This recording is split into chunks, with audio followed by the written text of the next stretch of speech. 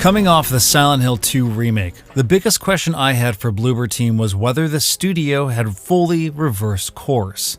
Once a developer of middling or worse horror games, Silent Hill 2 was a revelation, but it was also a beneficiary of a tremendously helpful blueprint. The game it remade was a masterpiece to begin with.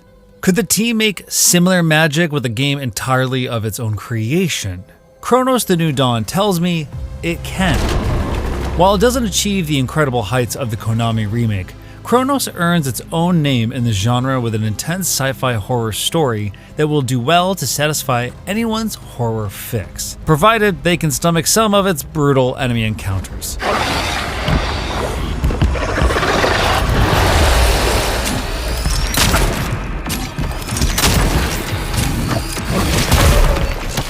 Cronos: The New Dawn looks and feels like the middle ground between Resident Evil and Dead Space. Played in third person and starring a character who moves with a noticeable heft that keeps them feeling vulnerable, it's a game that at no points gets easy in its 16 to 20 hour story. All the hallmarks of a classic survival horror game are here, from its long list of different enemy types that demand specific tactics to a serious commitment to managing a very limited inventory, and especially to the feeling of routinely limping to the next safe room, where the signature music becomes the soundtrack to your brief moments of respite before you trek back into the untold horrors that await you. Traveler's outpost. Paving the path has begun.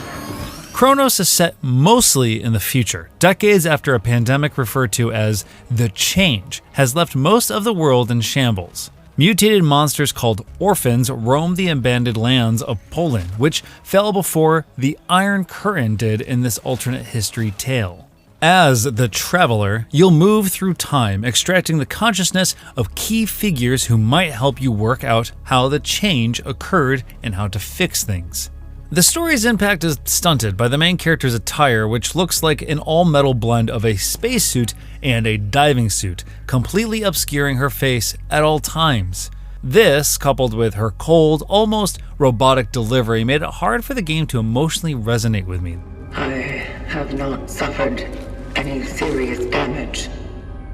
I am fit to proceed with my purpose. Though, like most good stories, the inverted triangle shrinks from big picture problems down to an interpersonal level. It does, by the end, achieve something closer to emotional weight. Still, while the narrative specifics sometimes miss their mark, the setting helped keep me invested. I love a good time travel story, and Cronos' saga combines Chronobergian body horror with mental mazes akin to Netflix's Dark. I found myself obsessing over all of the optional notes and audio logs, hoping to stay on top of the twisting, deliberately convoluted plot. Cronos starts with a good sense of intrigue, and though I didn't feel attached to any characters by the end, I was invested in the grand scheme of things. While its beat-by-beat narrative is merely fine, its world building is much more interesting and had me eager to learn more about the way the world succumbed to its sickness. One of Cronos' coolest visual touches is the glove-like machine the Traveler uses to extract the minds of people from the past. Long, wiry, metal, almost Freddy Krueger-like prods unfold from the Traveler's knuckles and dig into people's skulls. It's an unforgettable, uncomfortable sight and reminds me that even when Bloober Team's past games didn't often have memorable gameplay, they weren't short on horrific sights. Bloober Team swore to me several times across multiple interviews that the game isn't at all inspired by the COVID-19 pandemic, which really strains credulity early on when so many of the loose notes you'll find refer to things like social distancing, lockdowns, and crackpot conspiracies around vaccines. The studio told me at Summer Game Fest that any allusions at the real-life pandemic were subconscious at best. I don't see how, but nonetheless, taking my own experience with the pandemic into this game heightened the intrigue. Our timeline didn't lead to mutated monsters, but I found it interesting to witness the Polish team grapple with the pandemic depicted as something like what I lived through, at least early on, set to the backdrop of its nation's Soviet era, exploring how communism would have led to different outcomes, even before you throw in the creatures made of multiple heads and many tentacles. Where Cronos really shines is in its combat. The Traveler is equipped with a number of guns, but nearly all of them are better used with charged up shots, meaning the second or two between charging a shot and hitting an enemy can be very tense. Monsters don't stand still while you line up your shots, and like many great horror games, this is not a power fantasy. Missed shots are stressful because they waste ammo and allow the monsters to persist unabated. But such shots can be hard to avoid given the sway of your weapon and their charging times, combined with the sometimes complex enemy movement patterns. Even after many upgrades to my guns, I never became a killing machine. Most of my greatest combat achievements came in the form of creatively using gas canisters, exploding a small horde of enemies at once, thus saving a lot of bullets for my next struggle. Like in the team's remake of Silent Hill 2, even fighting just 2 of Cronos' grotesque enemies at once can be a test of endurance, aim, and wit. A great feature of Cronos is that bullets can penetrate multiple enemies, so sometimes I'd kite multiple orphans into a line, then send a searing shot through their deformed, mushy torsos all at once. Featuring sci-fi versions of firearms like pistols, shotguns, SMGs, and eventually even a rocket launcher, all meant to be carried in a severely restricted inventory space, can be upgraded over time. Cronos takes some obvious cues from Resident Evil. Thankfully, like in Capcom's series, you'll rarely have more than just enough ammo to eke out of a victory in any encounter. What ties all of this together is the game's merge system. The mutants can absorb the bodies of their fallen, creating compounded creatures that double or triple up on their different abilities. For example, if I killed an enemy that was able to spit acid at me and I didn't burn its body away, another enemy may approach it and consume it with an animation that looks like guts and tendrils ensnaring with the dead. In one sequence, I'd regrettably allowed a monster to merge many times over, and it became this towering beast, the likes of which I never saw again. Partly because I tried my hardest to never allow such a hellish thing to come to fruition once more.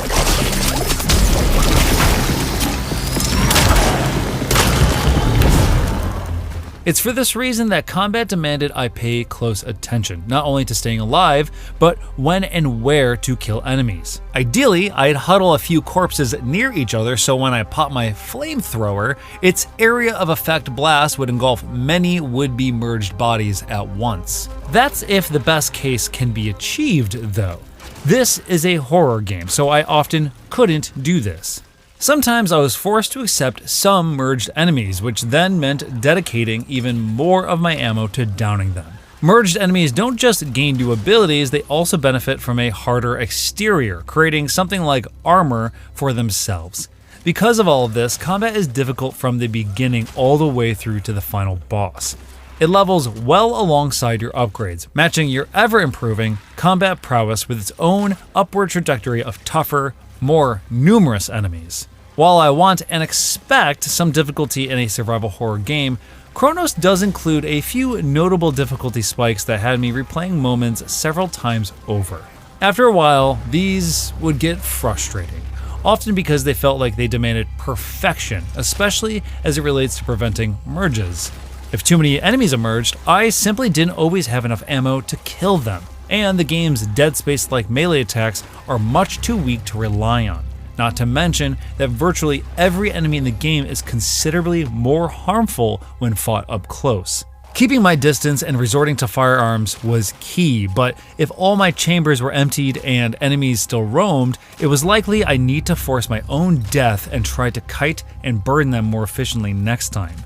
On 2 occasions, I even resorted to totally respeccing all my gun upgrades, forcing all my attention onto just 2 guns. This might sound like a clever workaround, but it felt more like I was brute forcing my way past a difficulty spike that was best not to have been there in the first place. Thankfully, these moments don't color most of the experience.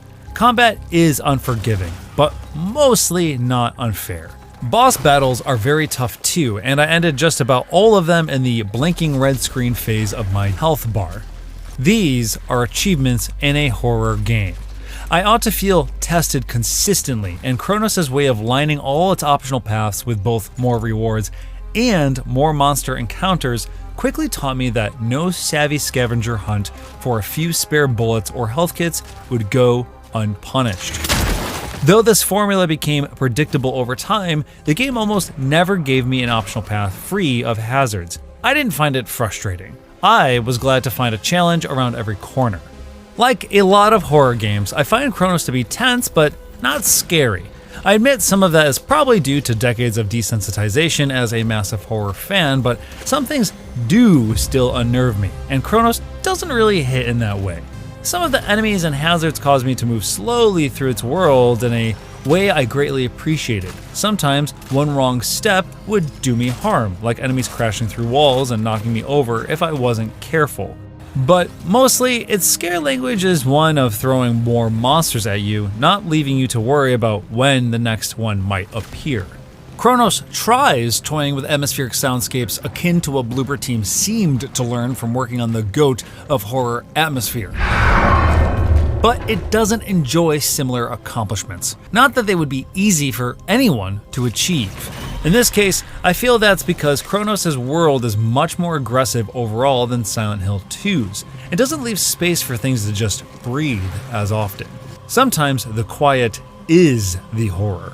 But as mentioned, Cronos is more akin to Resident Evil or Dead Space than the series this studio has already helped revive. It's survival horror for sure, but it leans a bit more toward action than some of the genre's titans. Thankfully, a great soundtrack full of synth-heavy songs suits the world very well. It gives the game a sense of character that it sometimes lacks when judged on the merits of the actual people in its story. There are aspects of Cronos the team would be wise to improve upon with its next horror game, particularly knowing when not to challenge me with combat, but instead leaving me with a guttural sense of dread could go a long way to making future projects of Bloober Team as being on the level of its landmark remake project. Still, that's not to say what the team has done here is less than great in its own right. Cronos: The New Dawn is Bloober Team cementing itself as not just a studio obsessed with horror. It's been that for over a decade already. This is Bloober Team becoming a trusted voice in horror.